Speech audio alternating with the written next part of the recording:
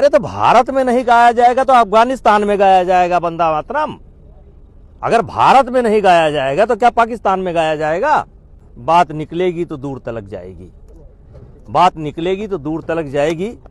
आज लगभग 75 वर्ष पूरा हो रहा है, उसके बाद भी कांग्रेस सुधरने का नाम नहीं ले रही है और उन्हीं मुद्दों को ला रही है जो घाव उन्हीं को देता है।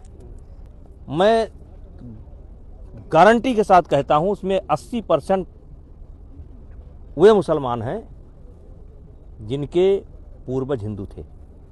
देखिए, फिर मेरा पहला शब्द वही निकलेगा, दुर्भाग्य है इस देश का कि न चाहते हुए भी कांग्रेस पार्टी देश का ध्यान उन्हीं मुद्दों पर लेकर के जाना चाहती है जिन मुद्दों के कारण कांग्रेस की ये दुर्गति हुई है। और वंदे मातरम वो गीत है जिसको आधार बना करके स्वतंत्रता संग्राम की लड़ाई लड़ी गई, जिसमें बहुत बड़ी संख्या में मुस्लिम भी शामिल थे और वंदे मातरम से किसी को परहेज नहीं था। और जब अंग्रेजों के खिलाफ स्वतंत्रता आंदोलन शुरू हुआ, आगे जाकर के जिन्ना ने कुछ सवाल पैदा किए और ऐसा लगता था कि अंग्रेज भी जाते जाते चाहते थे कि भारत के टुकड़े हों, भारत कमजोर हो, और अंततः देश का विभाजन हो गया और मजहब के नाम पर पाकिस्तान बना और मजहब के नाम पर भारत बचा या हिंदुस्तान बचा। वहां यह भी सवाल था कि जिनकी इच्छा है वो जाएं और जिनकी इच्छा है वो ना जाएं। तो कुछ भारत को जो अपनी मां मानते थे, अपनी जड़ मानते थे, वो यहां पर रुक गए और जो रुके हुए हैं, मैं गारंटी के साथ कहता हूं उसमें 80% वे मुसलमान हैं जिनके पूर्वज हिंदू थे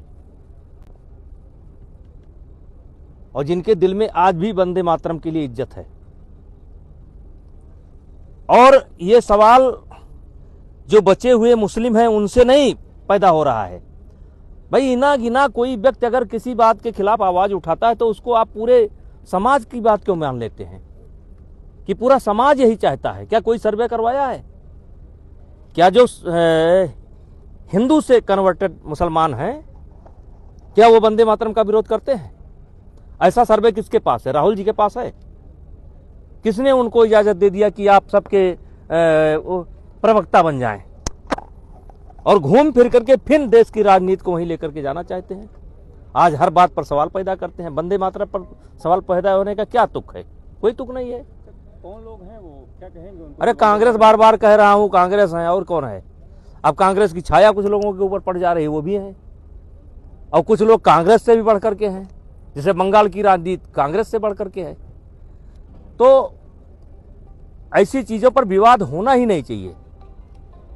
और ये राहुल गांधी या अन्य पार्टियां ये किसी के ठेकेदार नहीं है जनभावना की।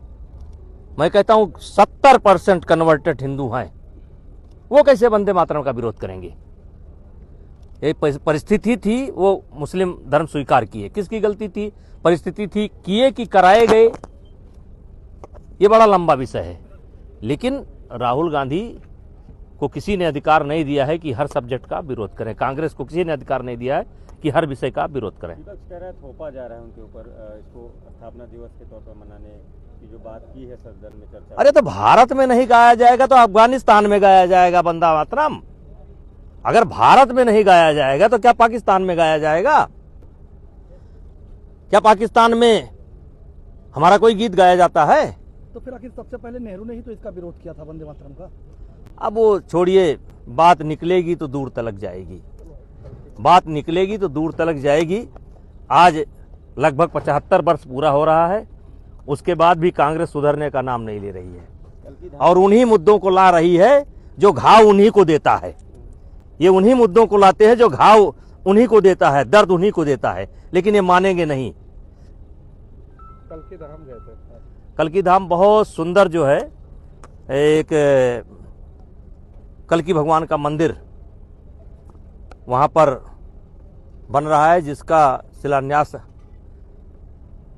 हमारे प्रधानमंत्री जी ने किया है, और प्रमोद कृष्णन जी जो है उसका एक तरीके से देख रहे हैं और मंदिर बनवा रहे हैं। और मानना है कि कलयुग में कल्कि भगवान का अवतार होगा। जैसे अयोध्या धाम तब बना जब राम का अवतार हुआ, मथुरा वृंदावन धाम जब बना जब कृष्ण का अवतार हुआ।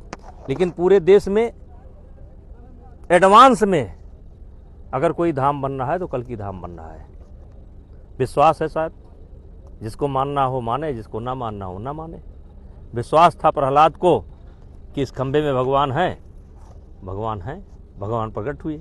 अब जिसको मानना है माने, जिसको ना मानना ना माने।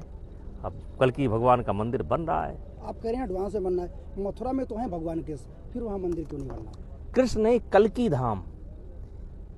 हमारे जो पुराण हैं, जो उसमें बाकायदा वर्णन है कि कलयुग के अंत में जब अत्याचार हद से ज़्यादा बढ़ जाएगी तो कल्कि का अवतार होगा। ये कोई प्रमोद कृष्णन जी की कल्पना नहीं है या किसी की कल्पना नहीं है, ये हमारे जो शास्त्र कहते हैं उसमें कल्कि भगवान का अवतार कलयुग में होगा। मथुरा में मंदिर बनने में क्या अड़चन है? अब भाई सब जगह ठेका हम नहीं लिए यार, बस इतने पूछो। वहाँ पर दूसरी बाबरी बनाई जा रही है पश्चिम बंगाल में। अब देखिए वही बात फिर घूम करके आ रही है, वही बात फिर घूम करके आ रही है। लेकिन साहब चलो स्वतंत्र हैं। लेकिन आप ओवैसी को पुराना सनातनी बता रहे हैं, वो कह रहे हैं कि बार बार बाबरी का जिक्र होगा जब भी ये नाम याद आएगा।